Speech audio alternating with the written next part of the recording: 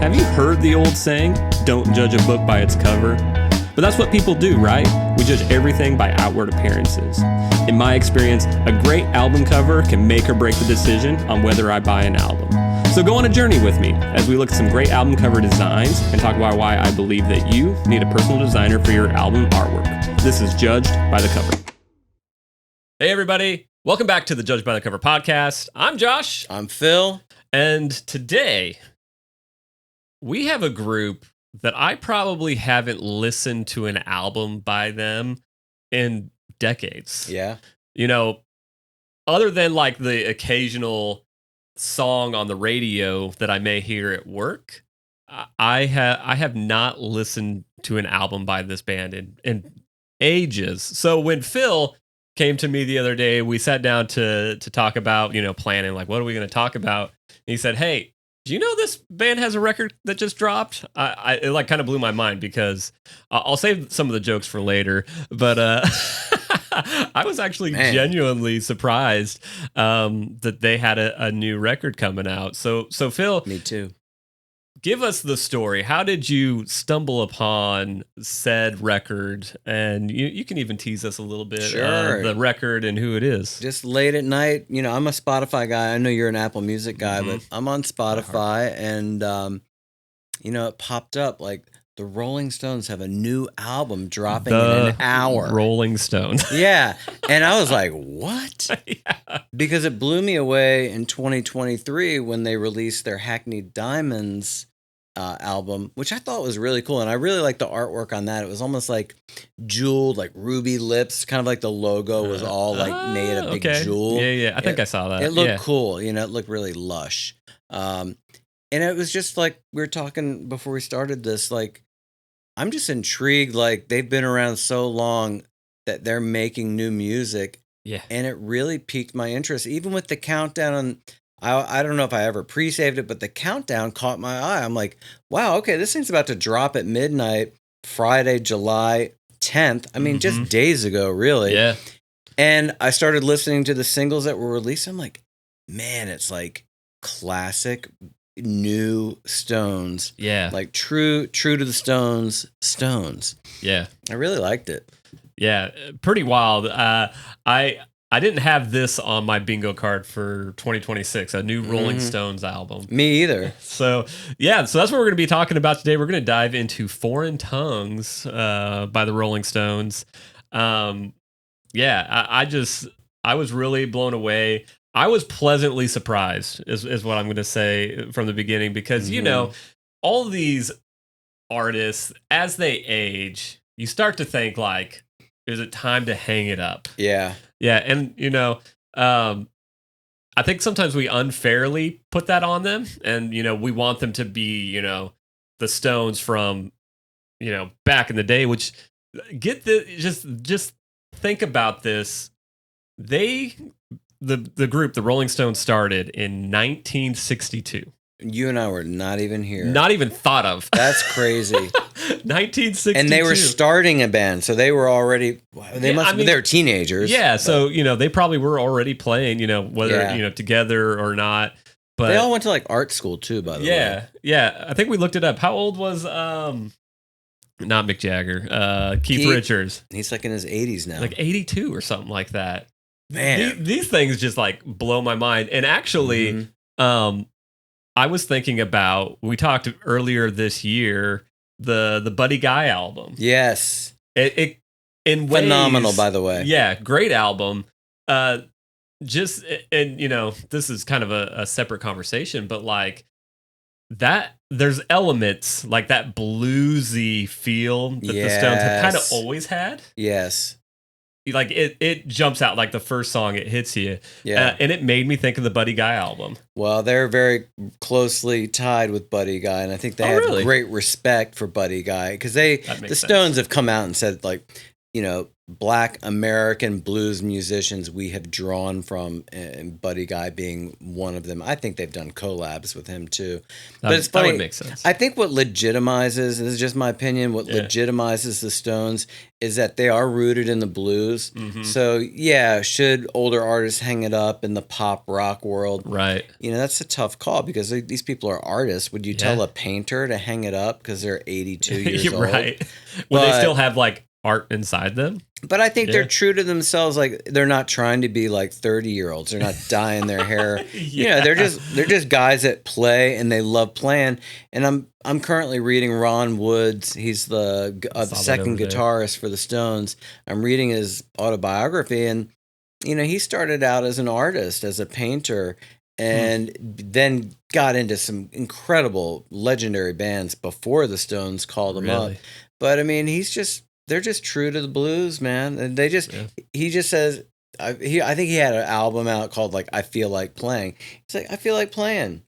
And these guys are in their 80s and they feel like playing, pick up the guitar and they go to the studio. Let's go. Well, before we get too far into the album, let's take a quick break. Let's thank the sponsors of the show, and we will get back into Foreign Tongues by the Rolling Stones. I love it. Let's go. Judged by the Cover is brought to you by JW Creates. JW Creates is your local graphic design source that specializes in cover art, logos, and websites for bands, musicians, podcasters, small business, and solo entrepreneurs. I love to hear your story and to help bring it to life through the art of graphic design. To learn more and connect with me, go to jwcreates.com, check out my work, and use the form at the bottom to tell me more about your project. Let's work together to bring your story to life through the art of graphic design. Hey everybody, we have a special announcement. We are talking Record of the Month Club. Yes! If you hate the name, let us know. That's what we're rolling with. So we are actually going to announce the record that we're going to be listening to in August. And even I don't know what it is. So this is August of 2026. Phil doesn't know what we're listening to, so you want to give me like a drum roll after you get done drinking your coffee? Let's go here. All right. We are going to be listening to Fleetwood Mac, Rumors. Gosh, that's a good one. So my idea for this was Fleetwood Mac, Rumors has had like a resurgence because of TikTok. You know, those who know the video that came out in 2020 where the guy was on one of those electric skateboard things. He was drinking a bottle of cranberry juice, lip syncing to the song. What was it? Dreams. Yeah. And so that kind of gave it a resurgence, but Gen Z, younger people are still flocking to this album and wanting it. I know the hits, you know, there's a bunch of hits off of this album, but I've never just like listened to this album, and there's so much lore, there's so much to it that I figured this is the place to start. So the idea is, if you don't own it, go out to your local record store, buy it on vinyl, CD. I can tell you this, I was at Yellow Racket Records in Chattanooga, Tennessee. They have a ton of copies of this. How much did you spend? It was like $25, $29, somewhere in that. It was under $30. I can do that. But if you can find it on CD, go out and buy it. Listen to it. And the idea is we're going to spend a month just listening to this record and just, you know, we may love it, we may hate it, but the whole idea is to just enjoy a record for what it is. Yeah. And this is like book club style, right? We're going to find ways to talk about it. So right now you can go to jwcrates.com/record-club. Or you can just go to JW Creates under the podcast tab. You can find it there as well. So go check it out, sign up, go out and buy this record, and let's listen to it together. Wow. And you get all these killer liner notes. Liner notes, let's go. I'm all in, buddy. Good pick. Thank you. So if you guys are in, Record of the Month Club starts August of this year. We're going to be jamming Rumors, Fleetwood Mac. Join us. So we're back. Yep. And thank you to all our sponsors. And it's just really fun to do this with you. I just want to say that. I want to get that in. Like, I just learned something today just about researching the Rolling Stones album artwork. It's a pastel, which we'll talk about. Yep. But it's like when you go down these rabbit holes, it's like, oh, wow, I thought Ronnie Wood painted it because he paints like their set list artwork. Oh, yeah. If they're on tour in Brazil, each night he paints the set list. That's awesome. And and then he paints these incredible things. Like if he's in Rio de Janeiro, it's like Rio de Janeiro, the Rolling Stones, all the songs. This is on a canvas, oil painting. Wow. With artwork all around it.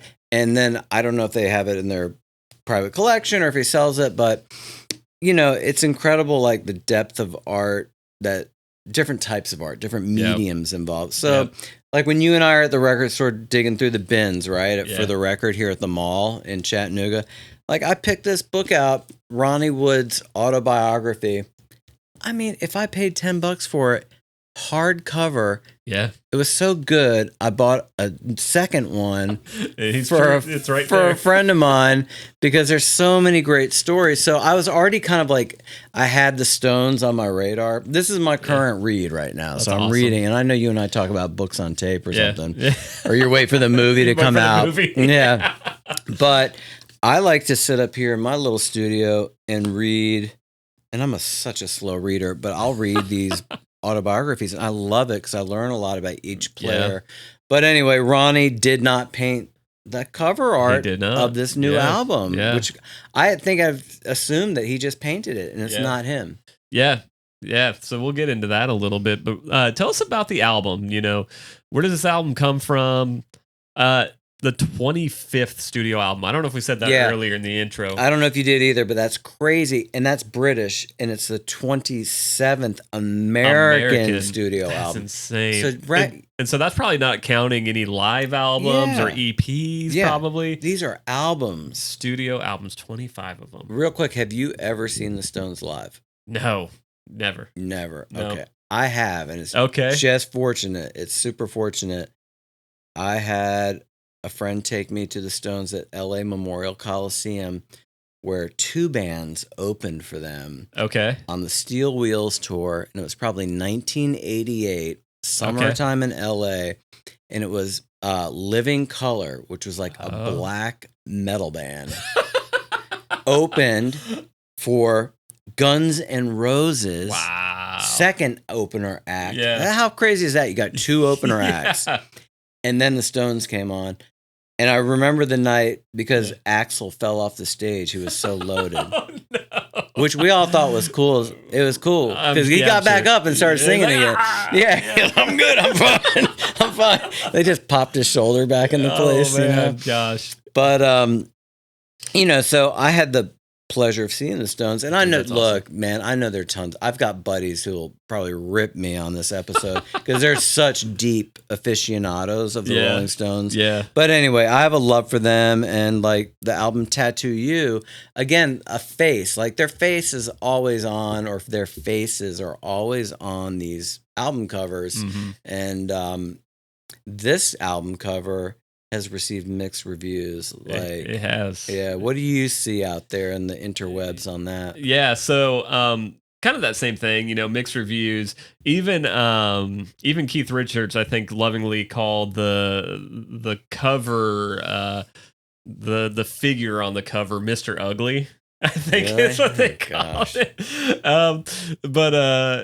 So the cover, it's an oil pastel painting. Yeah, so the piece of art was done by an artist, Nathaniel Mary Quinn.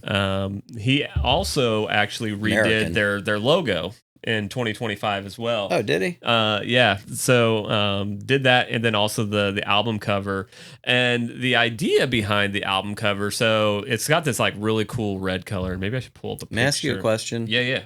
Are you able to also pull up that logo he did? I'm just curious, like what that would look like. Yeah. So he's an American painter out of Chicago, and they say he's akin to Francis Bacon, who is a Irish-born British painter from he was probably active in the 50s, 60s, 70s, 80s. Oh, he did that. No. Here it is. Oh, that one. That's their Spotify art. Oh, he painted that? Yeah, so we'll start with the logo. So the logo that he painted, it's kind of the famous lips and tongue that you get with the Rolling Stones. Yeah. It's kind of their graphic that's kind of followed them for decades. Wow, I almost choked on something.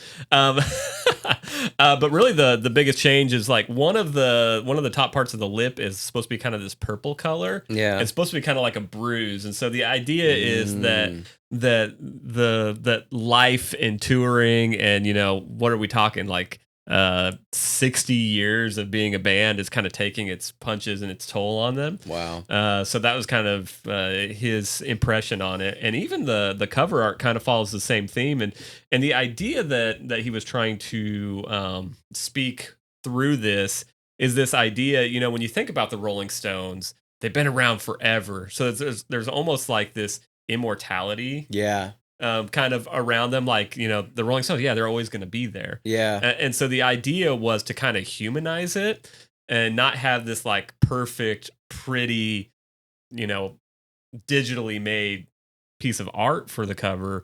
Wanted it to have kind of this impression, and so it's kind of a mix of the Stones' faces Yep. is what you've got in this image. So it's kind of this almost looks disfigured because it's got the eyes, and you see the nose and like these prominent features that you're going to kind of recognize if you know the band. Yeah. And it's just supposed to have this kind of humanizing, imperfect, and it's supposed to also kind of call to their music. So they've got a very bluesy, and there's this like live raw energy in the music. Yeah. And so it's really trying to speak to that too. So really brilliant kind of colored, this kind of pinkish red. Mm-hmm. I like the Rolling Stones font. I do too. Foreign Tongues, I think, is supposed to look kind of like hand painted, I think Yeah. is what we're looking at there. And it looks folded. It's almost like it's like a poster or something like that yeah. you would have folded up and put in your Yeah. back pocket to take home, and then you're like, there's the creases. So you're going to see that on there as well. So yeah, just raw cover, and it's Yeah. painted, like physically painted, which And is how really about cool. this? They're recognizing an American artist, a painter. So that's kind of cool Yeah. too. Like I think with this cover, the Stones can get away with it because they're the Rolling Stones, Right. So you could nitpick and be like, I don't know, it's too abstract for me, Right. But I saw it, and I'm like, yeah, it's a Stones album, and they can do this crazy art, and they can. Yeah. And I thought it was Ron Wood painted it because he paints so much of their stuff. But it's not. It's an American painter out of Chicago. Yep. And it's wild. And it's It kind is. of cool. You can look at it for a while and unpack it. Oh yeah, I see Keith Richards' headgear in there, and just odd pieces, and it does have like a weathered feel to it. Yeah. And so I think this is taking kind of a quote from an interview, I think is where this comes from, but it says Quinn designed the piece to challenge the visual mythology of the Stones as untouchable icons, instead of presenting them as vulnerable, fragile, and mortal humans. Yeah. The meshing of their faces is a visual metaphor for the ancient art of weaving in their guitar arrangements. Man. And it's my go-to joke with the Rolling Stones is that the Rolling Stones have looked dead for the last 20 or 30 years, especially Keith Richards. Ouch. The whole sex, drugs, and rock and roll lifestyle, I think, took its toll. Man, and I was even thinking about, I remember 2006, they played the Super Bowl halftime show. And I remember even thinking then, like, how many more years do these guys have? And that was 20 years ago. That's crazy. Over 20 years ago. Yeah. 2006? 2006, according to the old interwebs. Gosh. Yeah. That's wild. February 5th, 2026 in Detroit. They're bulletproof, man. I don't know what it, Yeah. They're blessed with some strong genes. Yeah. Mick Jagger has jokingly referred to the figure on the cover as Mr. Ugly. Wow. But he has praised it for being genuine painting rather than computer generated art. There you go. So, I love it. Giving an artist, I think that's cool. Give a painter a shot, Yeah. And what I love is that, so I started listening to the record Monday. Well, I guess that was yesterday. Yeah, it's okay. When did we meet together? Sunday. Yeah. Anyway, I've listened to it a couple times, and immediately I was really just drawn to how much energy was in this record. Yes. Again, given their age, it's kind of like, what do they have left? But like, there was a lot of energy. The guitar tones are amazing. Yep. That gritty blues rock and roll, like That's my bread and butter. Hmm. That gets me excited no matter what. Yeah, it just sounded so good. And looking through the notes, I think what really attributes to just the energy that you hear in these songs is they recorded the song live. So they did all the takes live, and it wasn't like a structured like, okay, we're gonna do take one and like Wow. forced them. It was actually like just really long takes. So it allowed them to just to play to kind of get in that like groove as a band. Yeah. And so they did long takes, and from what I understand from the my research, they I'm assuming they probably played the songs a couple of times, Yeah. and they Yeah. they just got like the best performances, and they wanted some of those imperfections to kind of I come love through, and that. just the humanness, because right, I think we as a just I don't know world maybe are Hmm. kind of getting tired of the AI perfection. And even before Yeah. AI, it's like the auto tune, or like Yeah. what is it called in the studio where they take all the notes and they make them perfect, like quantized notes? Is that the Yeah. right Yeah. You thing can there? nudge it. You can. Yeah. Yeah. You can. Yeah. The- You can. Yeah. You can manipulate the yeah. notes. Yeah, and make everything so perfect. And I think Hmm. there's just something, especially like if we're talking blues, there's something like about the imperfections that is part of Right. that genre, Like that a kind of music. slightly out of tune guitar. Oh yeah. Somehow it makes it Yeah. sound incredible. Yeah. Yeah. Especially, in the hands of masters that have been doing it for 60 years. Yeah, I do admire that, like a Yeah. true band like the Stones being able to play in a room in the round. And I think, Yeah. I could pull that off, maybe. But Oh yeah. and I've Yeah. done it. Yeah, Phil can I've do it. played in the Yeah. round with a band, and that's really how the Stones came up. You'd have these baffles between you. So you and I would have a big baffle Oh really? between us, but there would still be open space. So I can still hear your guitar, you can hear my guitar, and then the drummer's there, and the bass player's there, and the vocalist is there. And so we see each other, And you can kind of but you're vibe off the slightly energy. isolated. Yeah. Yeah. Yeah. But I admire them for that. And I just think like they're such a part of world culture now, not just a British band, not just an Yeah. American band. Agreed. Yeah. They're just global giants.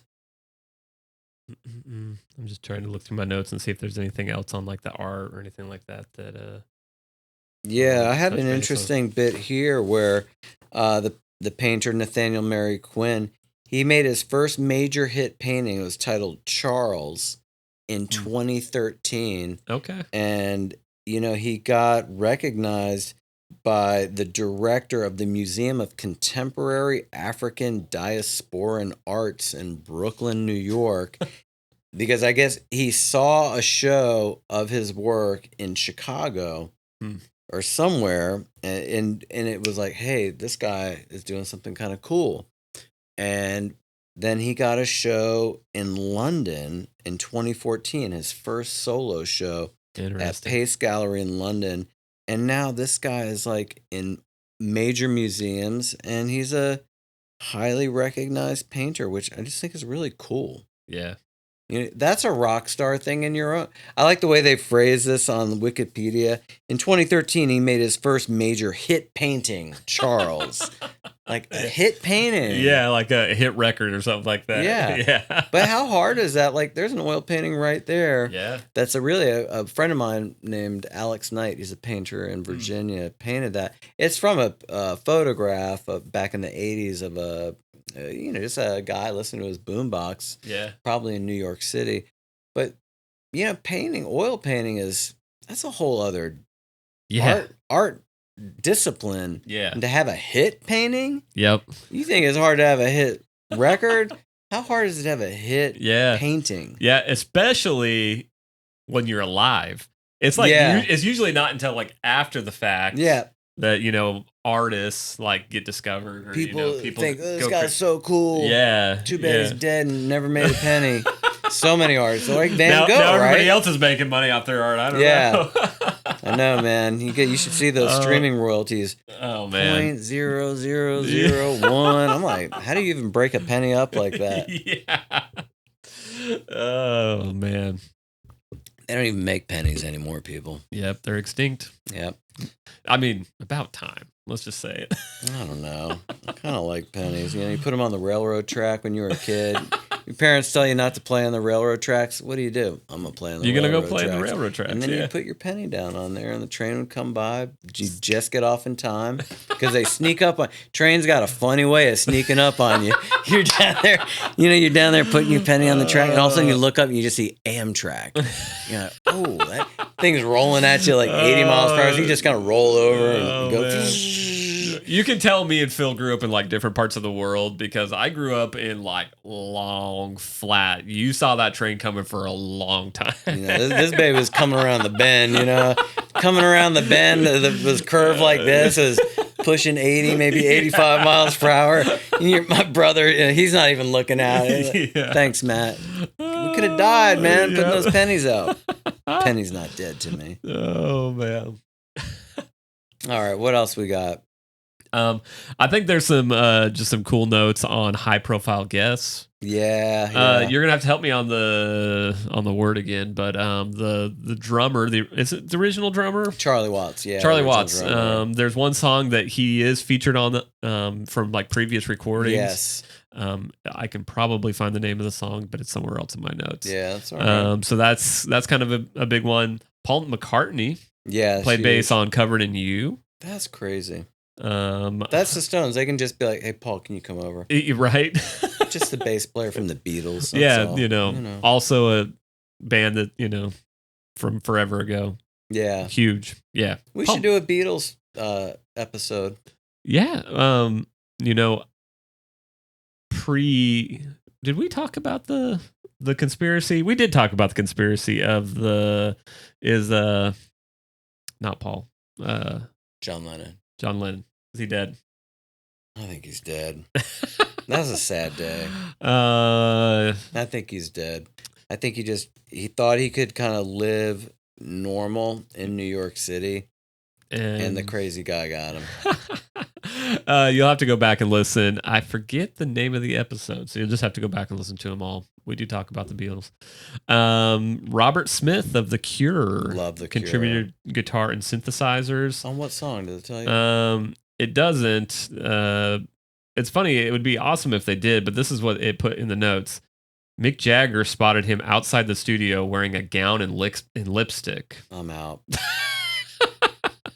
That's when you gotta call on, like, the Stones. They're in their 80s. Yeah, playing like rock, blues. Robert Smith is still wearing makeup and eyeliner, and I love him. I love The Cure. I'm a big Cure fan, but there comes a time you might have to pack it up. And then let's see. Other contributors include Steve Winwood, wow, organ and piano. Chad Smith of the Red Hot Chili Peppers. Yeah. Bruno Mars playing cowbell. Yeah, playing cowbell. And Benmont Tench. Yeah, he was Tom Petty's keyboard player.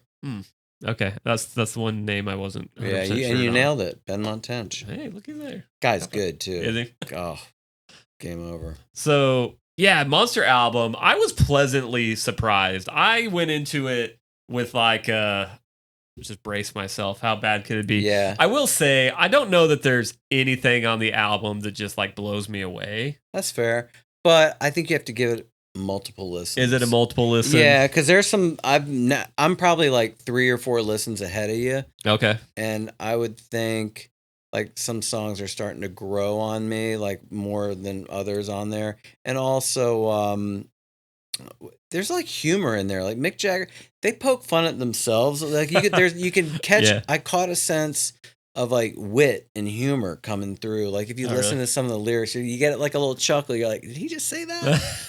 Like, that's crazy, man. He just said that. And it's funny. Yeah, but I will say, like, the energy of the album feels really good. I love the harmonica that comes in on some songs. Yep. Raw. The guitar, like, the guitar playing is awesome across the board. And I was wondering about that because, as we age, man, sometimes you get arthritis. And Eric Clapton, I don't even know if he can play anymore. Yeah. Like, some older players struggle. But they still got it. Like, I don't know what deal they signed back in the day, but they still got it. Yeah, they do. And so I was pleasantly surprised. 1,000% worth a listen, and I'll take Phil's advice, and I'll give it a few more listens. I won't give up on it yet. Yeah. But yeah, pleasantly surprised. It's just like it just takes you back. It's like it sounds just like the Rolling Stones. Like Yeah, it I've does. always remembered the Rolling Stones. It satisfies that desire, like Yeah. you're like, I hope it sounds like the Stones, and it's nothing crazy. And Yeah. sure enough, it It does. does. It Yep. does. Yeah. Any do you have any final thoughts, notes, I anything did else go about the to album? For the Record here in Oh Chattanooga, yeah? and I think she had one left. And she said Nice. everything had sold out, the vinyl. And it was, like heavy gram vinyl, Yeah. really nice. Yep. But it was like $58. And I was like, oh man, I just groomed the dog. Man. I don't know if that already Don't killed get cheap me. on me, Phil. I'm getting cheap. I'm like, y'all got this on CD or tiny vinyl or something? Oh man. What do you got for like $15? I think this is where, and this is probably a topic for like a full episode in and of itself. I think this is really where I think we're going to see CDs come back with like I full want force. to talk about this with you. Please. So we're going to tease that a little bit, but I think because a band like the Rolling Stones, they can command almost $60 for a vinyl. Yeah. It's like, oh gosh, that's a big commitment for a lot of people. But your casual fan, your young fan, they can't quite do that. Even maybe like for my birthday, maybe I can get my parents or gift. someone, like a gift or something like that. But like to go out and buy it, I think that's where things like tiny vinyl, CDs, I think we might see some resurgence there because people are hungry for physical media. I think we've been talking about this for, I don't know how long we've been doing this, Phil. Almost 3 years. Yeah. I think people are hungry for it. I think we're going to see some resurgence there, and we've got a fun conversation that we want to do around this topic. So I won't go too far into it, but yeah, I think CD availability I think is going to become like really prime. Yeah. So we could use this as just like a quick, if you're an artist, right? Because we usually try to give some, some perspective or just not encouragement. What's the word I'm looking for? I don't know. Advice. Advice. Yeah. If you care to listen to it, sure. I think don't give up on CDs yet. I think this is the time that if you are putting out music, people want to get something from your show. Yes.